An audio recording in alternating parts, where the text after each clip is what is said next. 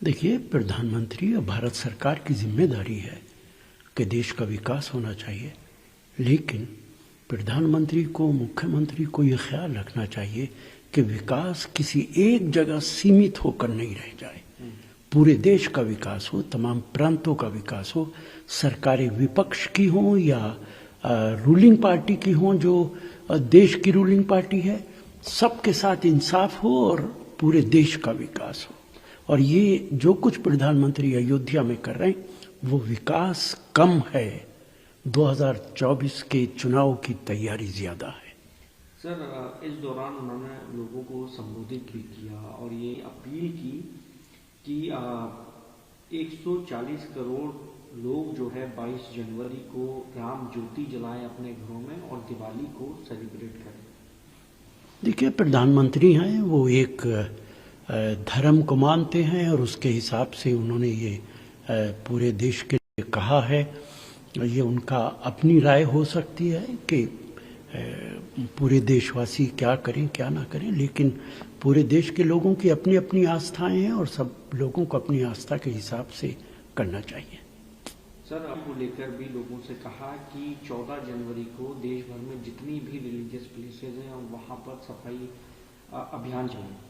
ये एक अच्छी बात है और ये सिर्फ एक बार की बात नहीं है। ऐसा नहीं है कि चुनाव से पहले आप ऐसा करें। जितनी भी इबादत खाने हैं, जितने मजहबी जगह हैं, उन सब के अंदर सफाई होनी चाहिए। लेकिन बदकिस्मती से तो ये सरकार ऐसी है जो इबादत, बहुत दूसरे लोगों की इबादत गाहों को गिराने की बात कर रही है। तो ये तो सफाई की बात तो एक अलहदा हो गई। आप तो पूरे के पूरे इबादत खाहों को ख़त्म कर देना चाहते हैं। सर, आज देखा गया एक वीडियो भी सामने आई जिसमें वो फूलों की डलियां लेके खड़े हुए थे और जिस जगह से प्रधानमंत्री का रोड शो गुजरा वो प्रधानमंत्री पर फूल बरसाते हुए भी नजर आए। ठीक है, अब वो मुमकिन है भारतीय जनता पार्टी ज्वाइन कर ली हो, मुमकिन है प्रधानमंत्री से उनका कोई ताल्लुक हो, और हर आदमी को यह हक हासिल है। लोग तो धर्म बदल लेते हैं, अगर उन्होंने अपने विचार बदल लिए तो इसमें कोई अचंभे की बात नहीं है।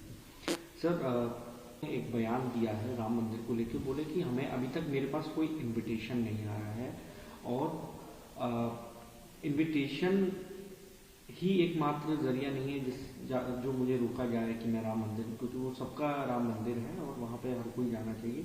लेकिन मुझे बस इस बात से मेरी विनती है कि जो ये हो रहा है उसका राजनीतिकरण ना हो। बिल्कुल उनकी बात ठीक है, कोई इनविटेशन की ज़रूरत नहीं है। हर वो आदमी जो जिसकी आस्था है, जो पूजा करने जाना चाहता है, उसे बगैर इनविटेशन के जाना चाहिए। ये कोई ऐसी जगह नहीं है जहाँ पे सिर्फ प्रधानमंत्री और मुख्यमंत्री और मंत्री ही जा सकते या सिर्फ इनविटेशन से जाया जाएगा। देश का हर वो नागरिक जिसकी आस्था है, जो जाना चाहता है, वो जा सकता है और इसके अंदर शिवसेना के ये अध्यक्ष ये भी जा सकते हैं।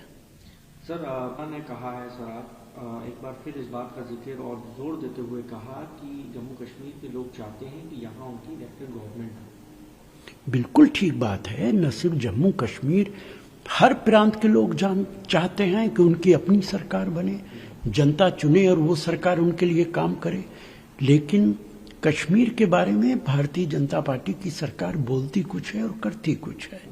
वहाँ पे वो समझते हैं कि 370 को हटा देने के बाद उनकी जिम्मेदारी ख़त्म हो गई है। हालांकि 370 के हटने के बाद भी वहाँ पे आतंक हो रहा है, वहाँ के लोग परेशान हैं, वहाँ के नेता हर रोज़ कुछ न कुछ इस तरीके के बयानात देते रहते हैं। सुप्रीम कोर्ट कह चुका है कि वहाँ पे इलेक्टेड गवर्नमेंट होनी चाहिए, लेकिन भारत सरकार का मामला तो यह है कि कौन सुनता है फुगान दुर्वेश, दरवाजे पे आए हुए फकीर की आवाज़ को कोई नहीं सुनता है।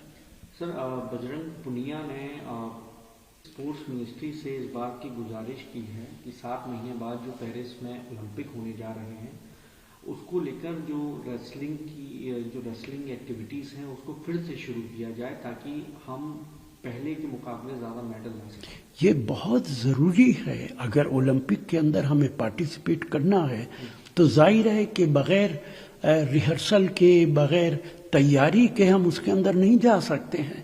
तो ये जिम्मेदारी सरकार की जिम्मेदारी है कि उन पहलवानों को चुना जाए, जो पार्टिसिपेट करेंगे उनको तमाम फैसिलिटीज फराहम की जाएं ताकि वो पूरी तैयारी कर सकें। बगैर तैयारी जाने का कोई मतलब नहीं है, इसलिए वो तैयारी फौरन शुरू होनी चाहिए।